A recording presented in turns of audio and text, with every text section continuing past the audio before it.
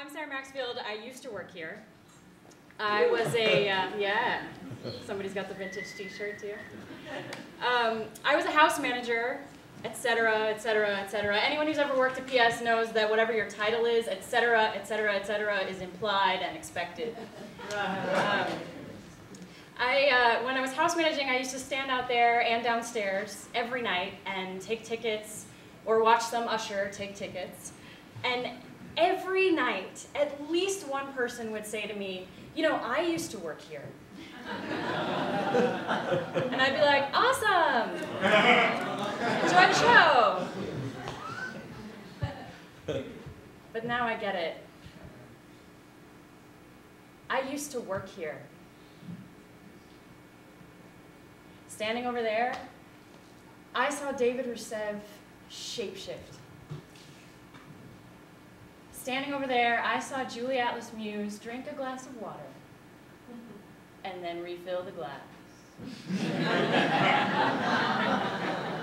Standing over there, I naively, once, tried to stop Sally Mae from bringing her dog Phantom into the I learned. Standing over there, I waited until the very last second before turning off the loud air conditioner before the show. Sitting there, I saw the back of Lou Reed's head as we both listened to Antony and the Johnsons. Sitting there, I saw Tori Vasquez turn ordinary ketchup into grotesque blood sport. I experienced the Wonder Twins and Sparkle Vision. I was introduced to Jim New, John Kelly, and Kenny Angel. Sitting over there, I got yelled at by Penny Arcade. I wasn't the only one, we had flipped the house. Sitting there, more recently, I saw Ishmael Houston Jones lick this floor. Downstairs, I watched in awe and admiration as Karen Finley, from the stage, threw someone out of the theater for an offending cell phone ring. Downstairs, I saw Will Power transform himself into an entire cast, a pickup basketball game, a jazz band. Downstairs, I watched over the audience's shoes, including Baryshnikov's white sneakers during Sarah Mitchelson's group experience. Downstairs, I folded programs with Carson and Chris Brodeur.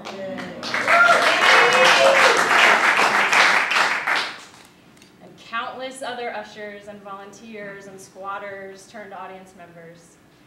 Downstairs, I met Ethel Eichelberger. Ethel died before I moved to New York. Downstairs, I met Ethel Eichelberger. Standing here, I introduced hundreds, if not thousands, of shows for audiences just like you, telling them about running times and fire exits, including the one behind me, which will lead you down to the courtyard that used to be run by the daycare facing First Avenue, and in which you will actually be trapped and die in the event of an emergency unless someone remembers to bring the key to the padlock.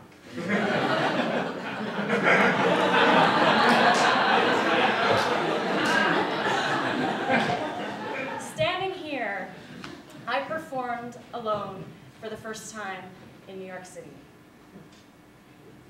Standing here, I feel compelled to chain myself to one of these columns to protect this room with my body the way an environmentalist would strap herself to a tree to protest the logging industry. I feel that way. But I'm not doing that. I'm not doing it because I don't think it would work. Instead, I'm going to try something a little more subtle. I'm going to try to protect this room with your mind.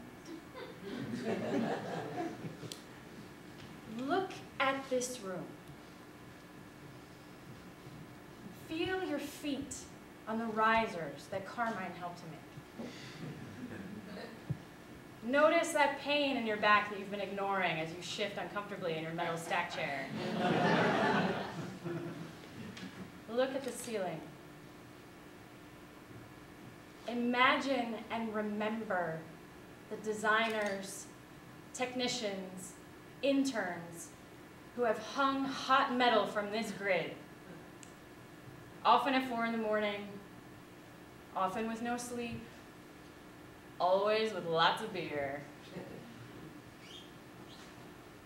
They are still here in this room.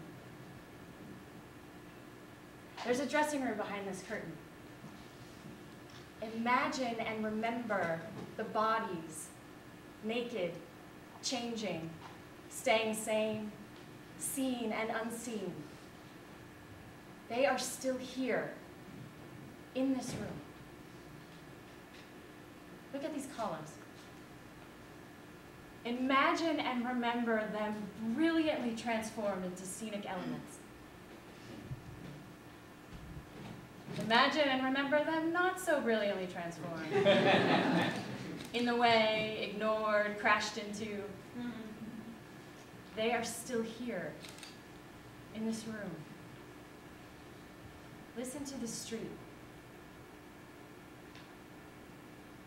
Imagine and remember the sirens, the shouting, the laughter, the moments of eerie quiet. They're still here in this room. Look at this floor. Imagine and remember the bodies that have tread this floor. Imagine and remember them dancing on this floor, singing on this floor, shouting on this floor, sleeping on this floor, shedding hair, shedding skin, peeing on this floor, bleeding on this floor, living and dying on this floor. They are still here in this room. It's Ed calling, and gig is definitely canceled for this weekend. As it was explained to me on a message I found on my machine, the show that goes up Friday and Saturday before Hotkeys features a lot of men going into trances, slicing themselves and spilling their blood around the stage. And as it turns out, a lot of the people involved in this are HIV positive. And there was this concern of the people doing the show that this would not be a safe environment to put actors in, of having tainted blood around the stage. So that's why they canceled. Anyway, thanks very much for your help last night, and I hope your gig goes well. And I think we're going to do it again in the fall. Do it for the first time in the fall, sometime when Hotkeys goes back up. So anyway, that's the poop, and I'll speak with you later. Bye-bye.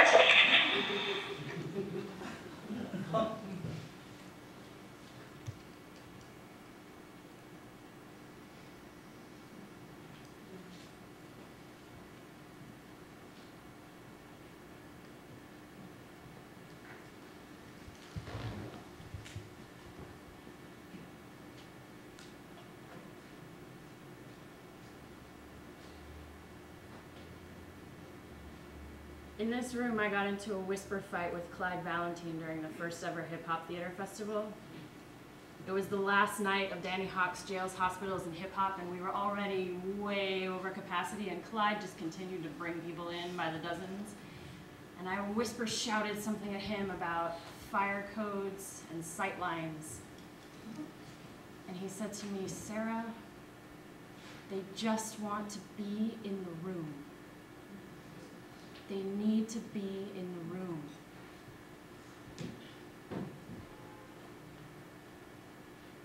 Look at these walls. These walls that contain the risers and the ceiling, the dressing room, the columns, the floor, the windows that let in the street. Expand your mind to meet these walls. Take this room into your mind. Keep going. recollect the first floor theater, the dressing room, the secret stairwell, the bathrooms, the lobby, the box office, the basement, which is off limits to your body, but not to your mind, the upper floors. Take this building into your mind. Keep it. We are still here, in this room. We are this room. This room is us. PS122 is dead.